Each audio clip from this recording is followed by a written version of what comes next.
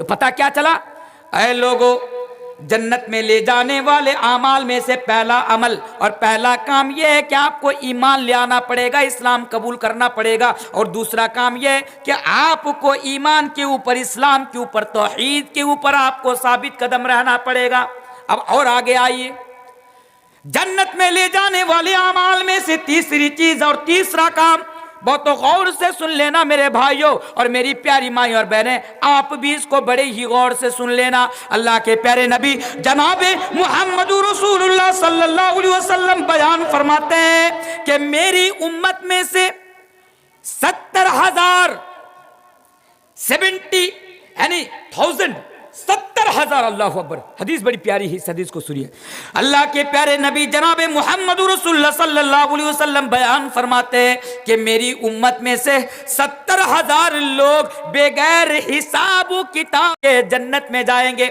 हदीस के अल्फाज यूं है कि 70,000 बिगैर हिसाब, 70,000 लोग बेगैर हिसाब व किताब के जन्नत में चले जाएंगे। अल्लाह अकबर, 70,000 आदमी ऐसे होंगे हम में से, अपनी उम्मत के बारे में अल्लाह के नबी ने बयान फरमाया 70,000, 1,000 2,000 नहीं, 70,000 लोग ऐसे होंगे कि वो बेगैर हिसाब व किताब के जन्नत में चले जाएंगे। हिसाब नहीं लिया जाएगा उनसे। क्या आप नहीं चाहते कि आप उन 70,000 में आप भी शामिल हो जाएं? चाहते कि नहीं चाहते हैं? क्या करना होगा? 4 चीज आपको करनी होंगी। आइए फिर से आप इस हदीस को इस तरह सुनिए।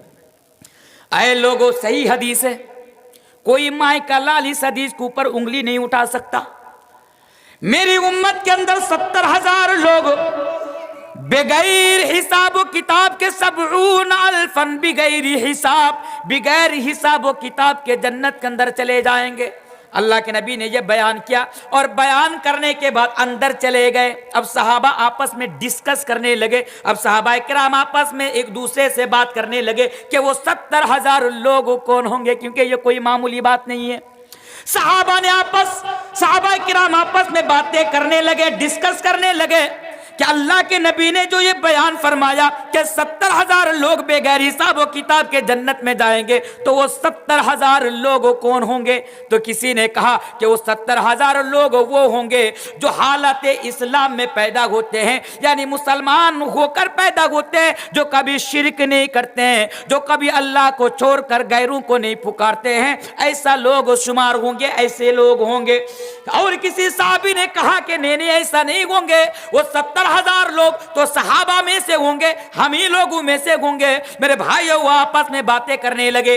अल्लाह के नबी आए तो अल्लाह के नबी ने देखा कि सहाबा किराम आपस में बातें कर रहे हैं। फिर अल्लाह के नबी ने बयान फरमाया, ऐ मेरे सहाबा, ऐ मेरी उम्मत के लोगों, अल्लाह के नबी ने किसी का नाम नहीं लिया, अल्लाह के नबी ने किसी का नाम नहीं बताया। अल्लाह के नबी ने ये नहीं फरमाया कि 70,000 में से सिर्फ मर्द होंगे या 70,000 में से सिर्फ औरतें होंगे, या अल्लाह के नबी ने यह भी नहीं बयान फरमाया कि 70,000 में से सिर्फ यानी सहाबा होंगे या वो लोग होंगे जो लोग मुझको नहीं देखे, अनदेखे, मुझ पर बिन देखे मुझ पर ईमान लाए। अल्लाह के नबी ने ऐसा नहीं किया। अल्लाह के नबी ने पहचान बता दी। पहचान क्या बताई? अब आइए उन पहचानों पर जरा गौर कीजिए। अल्लाह के नबी ने बयान फरमाया, हुमुल्लदीन ला यस्तरकून। और अल्लाह के नबी ने उसके बाद बयान फरमाया, वला यततय्यरून और वला यक्तऊन। यानी अल्लाह के नबी ने बयान फरमाया, हुमुल्लदीन ला यस्तरकून। पहली चीज क्या? जो झाड़ फूक नहीं करवाते होंगे। पहचान देखिए, जो झाड़ फूक नहीं करवाते हैं, ऐसा इंसान कहां जाएगा? जन्नत के अंदर जाएगा, बेगैर हिसाब व किताब के जन्नत के अंदर जाएगा। उनमें से पहली चीज क्या? झाड़ फूक नहीं करवाना है। देखिए, एक मसला है, मैं वाज़ेह कर दूं। इस्लाम में कुरान है, हमारी शरीयत ने हमें ये इजाज़त दी है, अगर सूरत वगैरह, कुरान की सूरत वगैरह पढ़कर अगर दम किया जाए तो दम करना क्या है? जायज़ है। दम करना क्या है?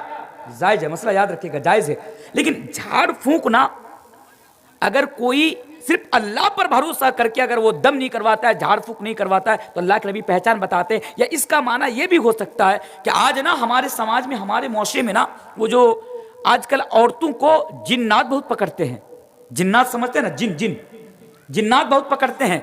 और हर गांव में, हर इलाके में आपको 4-5 कबीराज आपको मिल जाएंगे। कबीराज, वो जो नीम की टहनी लेकर, नीम का पत्ता वगैरह लेकर जो झाड़ता है ना, उसको कबीराज बोलते हैं। बहुत आपको मिल जाएंगे।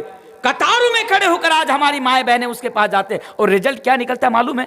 कई वाकयात और कई खबरें तो यहां तक सुनने को मिली कि एक औरत को जिन्नात ने पकड़ लिया और वो झाड़ फूंक कराने के चक्कर में सप्ताह में 2-3 बार कबीराज के पास जाता था। तो एक दिन ऐसा आया कि औरत भी गायब, कबीराज भी गायब, दोनों गायब। तो मेरे भाइयों, ऐसी खबरें भी आज सामने आ रही है, तो झाड़ फूंक नहीं करवाना है ऐसा। तो अल्लाह के नबी बयान फरमाते हैं, हुमुल लदीना ला यस्तरकून, जो झाड़ फूंक नहीं करवाते होंगे, पहली चीज। दूसरी चीज, वला यक्ताऊन, जो दगवाते नहीं होंगे। दगवाना, इसको मैं आपको कैसे समझाऊं? चलिए आप इसको इस तरह समझ सकते हैं। दगवाना का माना होता है, आजकल ये ज्यादातर आप देखेंगे, या आप एक किस्म के टैटू समझ लीजिए। टैटू समझते हैं ना? एक लड़की या एक लड़का एक लड़की से बहुत ज्यादा प्यार करता है, बंगला में बोलते हैं ना, उसको भालोवासता है, भालोवासे तक है बहुत ज्यादा। तो वो क्या करता है, उसका नाम अपने हाथ में गुदवा लेता है, काट करके अपना हाथ लिख लेते हैं, हाथ में कहीं पे नाम लिख लेता है, या सीने में या जिस्म के किसी और हिस्से में उसको दगवा देते हैं। तो इसको दगवाना बोलते हैं। अल्लाह के नबी इस हदीस के अंदर बयान फरमाते हैं, जो लोग बेगैर हिसाब और किताब के जन्नत के अंदर जाना चाहते हैं वो ऐसा ना करें। तो 2 चीज हमें मालूम हो गई। पहली चीज, ला यस्तरकून, जो झाड़ फूंक नहीं कराते होंगे। लायक वलायक ताउन, जो दगवाते नहीं होंगे, जो टैटू वगैरह नहीं बनवाते होंगे। और तीसरी चीज, लायत तैयरून, जो फाल नहीं निकालते होंगे। फाल नहीं निकालते होंगे, फाल मतलब होता है ना, किसी चीज से किसी चीज का आइडिया निकालना। बात समझ में आ रही है? चल आप मिसाल के साथ आप इसको समझ सकते हैं। घर में कौवा जब काई काई करता है, तो हमारे समाज में, हमारे मुआशरे में यह बोला जाता है कि घर की छत के ऊपर अगर कौवा काई काई करे तो इसका मतलब घर में मेहमान आने वाला है। यह फाल है। यह भी बताया जाता है कि अगर घर के ऊपर अगर उल्लू समझते हैं, उल्लू प्याचा, अगर उल्लू अगर बोल जाए तो घर में किसी की मौत होने वाली है, नऊज़ बिल्लाहि मिन ज़ालिक। यह फाल होता है। इसी तरह फाल का यह भी होना हमारे समाज में, हमारे गांव में ऐसा बहुत होता है। आपके कलिया चौक में होता है या नहीं होता है मुझे मालूम नहीं है, ये मुसलमानों का हाल है। तो जरा डिटेल्स में मैं बता देता हूं आपको। हमारे उधर क्या होता है, हमारे बिहार में, हमारे कटिहार की तरफ फाल देखिए क्या होता है। मान लीजिए एक औरत प्रेग्नेंट है, गर्भवती है, प्रेग्नेंट, हामिला, पेट में बच्चा है, तो वो घर में है। तो 4-5 औरतें मिलकर क्या करती, ये काम ज्यादा औरतों में पाया जाता है। तो 4-5 औरतें मिल जाती है, और मिल जाने के बाद उस प्रेग्नेंट औरत को, हामिला औरत को सामने में बैठा देती है, और बैठाने के बाद बीच में रेत रख देती है। रेत यानी बाली, बाली जो मकान वगैरह बनाते हैं, बाली, बालू, हाँ, तो बाली, बालू या रेत या जो भी कहते हैं आप अपनी भाषा में, उसको बीच में रख देते हैं, और सर से एक जूई निकालते हैं। जूई को बंगला में आप लोग उकुन जूई निकालते हैं। और जूई निकालने के बाद, उकुन जिसको बोलते हैं, जूई निकालने के बाद उस बाली के अंदर और रेत के अंदर छोड़ देती है। और छोड़ने के बाद देखिए, अब ये जो औरतें हैं, 2-4, वो जो प्रेग्नेंट औरत है उससे कहती है कि देख, अगर ये जूई बाली के रेत के ऊपरी हिस्सा से निकले, यानी अगर ऊपर से निकले तो तेरा बच्चा लड़का पैदा होगा, लड़का, बेटा पैदा होगा। और अगर यही जूई बाली के नीचे से निकले तो तेरी लड़की पैदा होगी, यानी बेटी पैदा होगी। देखिए फाल निकाला जा रहा है। ऊपर से निकले तो लड़का पैदा होगा, नीचे से निकले तो बेटी पैदा होगी। मैं कंफ्यूजन में पड़ जाता हूं जब सोचता हूं कि खुदा ना खास्ता ऐसा हो भी सकता है ना, कि अगर ऊपर से भी ना निकले और नीचे से भी ना निकले, और अगर बीच से निकल जाए तो क्या होगा, हिजड़ा। भाई वही तो अब बसता है ना। तो ये फाल होता है। अल्लाह के नबी बयान फरमाते हैं कि अगर आप बेगैर हिसाब और किताब के 70 अल्फन बेगैर हिसाब, अगर आप जन्नत के अंदर दाखिल होना चाहते हैं, क्योंकि मेरा मौजू है जन्नत में ले जाने वाले अमाल, तो आप ऐसा काम ना करें। और इसी तरह एक और चीज बहुत फेमस है, बिल्ली का रास्ता काट जाना। बिल्ली का रास्ता काट जाना, ये आज भी बहुत सारे लोग इस पर मानते हैं। ये मुसलमानों के बारे में बता रहा हूं। और मुझे गालिबन याद है, जब मैं दिल्ली में पढ़ता था, आज से तकरीबन 7-8 साल पहले की बात कर रहा हूं मैं, तो एक दिन मैंने अपनी आंखों से देखा, उस दिन मैं बस पहले सुनता था, उस दिन मैंने अपनी आंखों से देखा फाल कैसे निकालते हैं लोग। देखिए, मैं आनंद विहार एक स्टेशन का नाम है, कटिहार से मैं गया ट्रेन से, तो वहां पे उतरा तो रात लगभग तकरीबन रात के 1 या 2 बज रहे थे। तो अब आनंद विहार से मुझे दिल्ली आना है, वहां से कुछ दूरी का रास्ता है, तो मैंने सोचा भाई एक गाड़ी कर लेता हूं। तो उस टाइम एक टोटो मैंने कर लिया, टोटो नहीं, ऑटो, 3 चक्के वाली 3 पहिया वाली गाड़ी। तो मैंने एक ऑटो कर ली। करने के बाद मैं जाने लगा। अब रास्ता खाली है, सुनसान है, कोई नहीं है, खाली रास्ता है। तो मैं जा रहा हूं, मेरी आंख लग गई, इतने में ड्राइवर ने गाड़ी को रोक दिया। अब आसपास कोई नहीं, यकीन मानिए मैं अंदर से बड़ा डर गया कि भाई क्या हुआ, ये बीच में क्यों रोक दिया, कहीं ये मेरे साथ कोई गलत हरकत तो नहीं करेंगे, ये पैसा वैसा लूट, तो घर से बहुत बड़ी मुश्किल से कुछ पैसा मिलते थे, लेकर जा रहा हूं मदरसा में पढ़ने के लिए, कहीं ये छीन तो नहीं लेंगे। मैं अंदर से बड़ा डर गया। फिर मैंने कहा कि साहब आप क्या कर रहे हैं, गाड़ी क्यों रोक दिए? कहा कि भाई अब बैठे रहे, बिल्ली रास्ता काट गई है। मैंने बिल्ली चली गई है सामने से। तो मैंने कहा अगर बिल्ली सामने से चली गई तो क्या हुआ? बोला नहीं, बिल्ली अगर रास्ता काट जाए तो सामने में खतरा है, इसलिए पहले मुझे पूजा पाठ कर लेने दीजिए, फिर मैं आगे बढ़ूंगा। फिर उसने बहुत देर तक पूजा पाठ किया और पूजा पाठ करने के बाद आगे बढ़ा। तो आज वो सिर्फ गैरों के अंदर नहीं, मुसलमानों के अंदर भी ऐसा होता है। बहुत सारी औरतें हैं, रात में किसी को हल्दी नहीं देना चाहिए, रात में झाड़ू नहीं लगाना चाहिए। बोला क्यों, रात में झाड़ू क्यों नहीं लगाना चाहिए? बोला अगर रात में झाड़ू लगाओगे तो घर से बरकत चली जाएगी।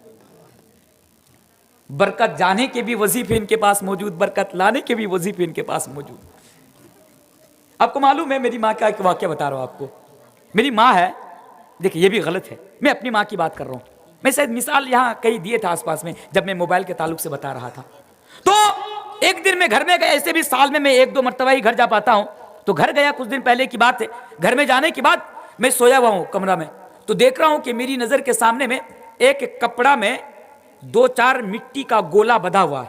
मिट्टी का गोला, ढेला जिसको बंगला में बोलते हैं, ढेला बंधा हुआ है। जब मैं उसके ऊपर मेरी नजर पड़ी तो मैंने उसको नीचे कर दिया, तोड़ दिया। तोड़ने के बाद मैं देख रहा हूं कि भाई ढेला इसमें है। तो मैंने कहा भाई क्या है ये, मैं माँ से मैं सवाल करूंगा जब सुबह होगी। सुबह हुई, सुबह होने के बाद मैं गया तो माँ से कहा कि अम्मी जान ये क्या है? तो माँ ने कहा कि बेटा आपने इसको तोड़ दिया। मैंने कहा हाँ तोड़ दिया। बोले जल्दी जाओ उसको वहां पे लटका दो। मैंने कहा पहले बताइए तो सही है क्या? तो माँ बोल रही है बेटा ये घर में बरकत लाने का वजीफा है। मैंने कहा बरकत लाने का वजीफा है, आपको कहां से मिला? ना तो मैंने मोबाइल से सीखा। मैंने मोबाइल में एक उलमा की, एक मौलवी साहब की मैं तकरीर सुन रही थी, तो मौलवी साहब ने ऐसा वजीफा बताया, मैंने इसलिए ऐसा कर दिया। मैंने कहा मेरी माँ ऐसी गलत है, ये गलत है। तो आइए इस हदीस पर अब जरा गौर कीजिए। अल्लाह के प्यारे नबी बयान फरमाते हैं कि मेरी उम्मत में से 70,000 लोग बगैर हिसाब व किताब के जन्नत के अंदर जाएंगे। उनमें से पहले लोग वो होंगे ला यस्तरकून, जो झाड़ फूक नहीं करते होंगे, वला यक्ताऊन, जो दगवाते नहीं होंगे, वला यततय्यरून, जो बदशगुनी नहीं लेते होंगे, जो फाल नहीं निकालते होंगे, व अला रब्बिहिम यतवक्कलून। और अल्लाह के नबी ने यह भी बयान फरमाया कि वो लोग भी बगैर हिसाब व किताब के जन्नत में जाएंगे जो अल्लाह पर भरोसा करेंगे, हर हाल में अल्लाह पर भरोसा करेंगे। अल्लाह पर भरोसा कीजिए। अगर ये 4 चीजों पर अगर आपने अमल कर लिया ना, तो आपका हिसाब भी नहीं लिया जाएगा, आपको जन्नत के अंदर दाखिल कर दिया जाएगा। अल्लाहु अकबर। हमेशा कहीं भी रहे, दुनिया के किसी भी कोने में रहे, अगर भरोसा करना है तो किस पर भरोसा करना है? अल्लाह पर भरोसा करना है।